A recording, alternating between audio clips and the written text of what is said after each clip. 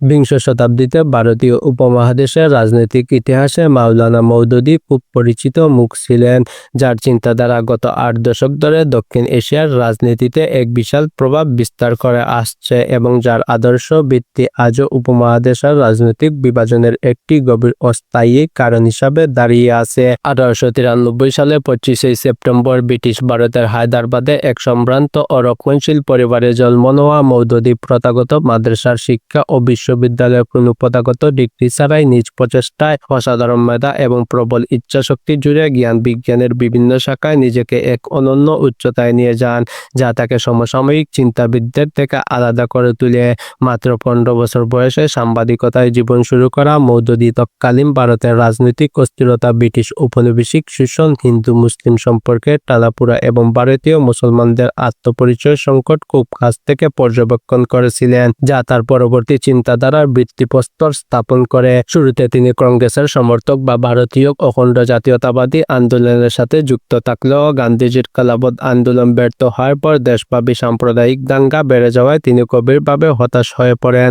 এবং বিশ্বাস করতে শুরু করেন যে পশ্চিমা ধাঁচের ধর্মনিরপেক্ষ গণতন্ত্র বা ভৌগোলিক জাতীয়তাবাদ মুসলমানদের সমস্যার স্থায়ী সমাধান হতে পারে না,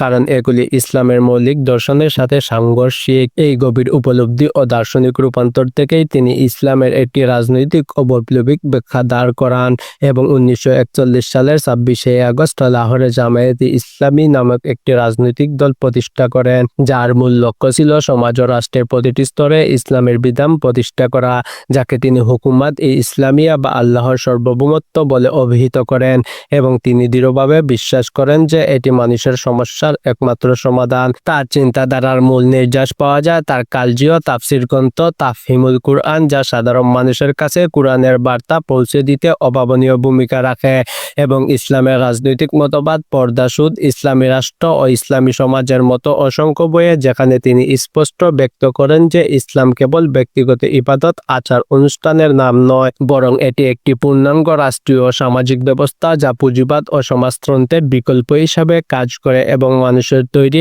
আইন নয় বরং আল্লাহর আইনই রাষ্ট্রের ভিত্তি হওয়া উচিত, যা তাকে তৎকালীন আধুনিকবাদী মুসলিম চিন্তাবিদদের সাথে সরাসরি সংঘাতের মুখে ফেলে দেয়। তবে মওদুদীর এই রাজনৈতিক দর্শন ও সংগঠন শুরু থেকেই নানামুখী বিতর্ক, সমালোচনা ও বিরোধিতার জন্ম দেয়, যা তার পুরো জীবনকেই এক সংঘাতের ইতিহাসে পরিণত করেছিল।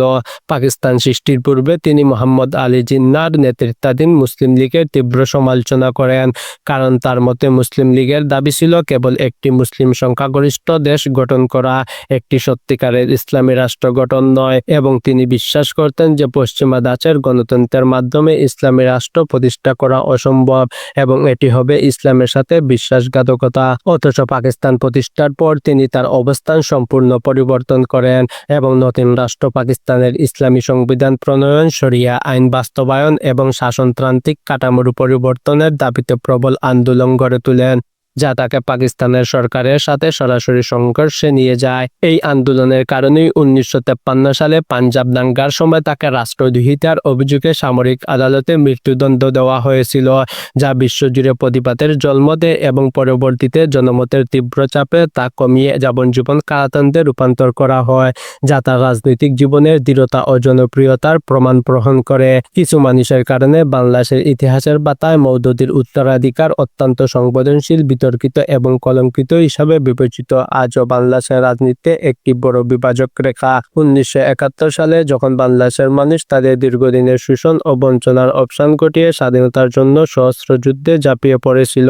তখন মওদুদীর নেতৃত্বাধীন জামায়াতে ইসলামী অখণ্ড পাকিস্তানের পক্ষে দৃঢ় অবস্থান নেয় এবং এই যুদ্ধের বিরোধিতা করে। তা ছিল সম্পূর্ণ ভুল। এছাড়া আরও অভিযোগ রয়েছে যে মাওলানা মওদুদীর আদর্শ অনুপ্রাণিত কিছু অনুসারী 1971 সালে বাংলাদেশের মুক্তিযুদ্ধের সময় পাকিস্তানি সেনাবাহিনীর পক্ষে অবস্থান নেয়। তারা শান্তি কমিটি, রাজাকার, আল বদর, আল শামস নামে সংগঠন গড়ে তোলে, কিন্তু ইতিহাস ঘাঁটলে স্পষ্ট দেখা যায় এই সংগঠনগুলোর সাথে তারা কোনোভাবে জড়িত ছিল না। এর কারণে মওদুদীর চিন্তাধারা ও তার রাজনৈতিক উত্তরাধিকার বাংলাদেশে তীব্র বিতর্কিত। 1979 সালে যুক্তরাষ্ট্রের চিকিৎসাধীন অবস্থায় তার মৃত্যু হলে তার চিন্তাধারা এবং তার প্রতিষ্ঠিত দল আজও উপমহাদেশের রাজনীতিতে এক বিশাল বিতর্কের ক্ষেত্র তৈরি করে রেখেছে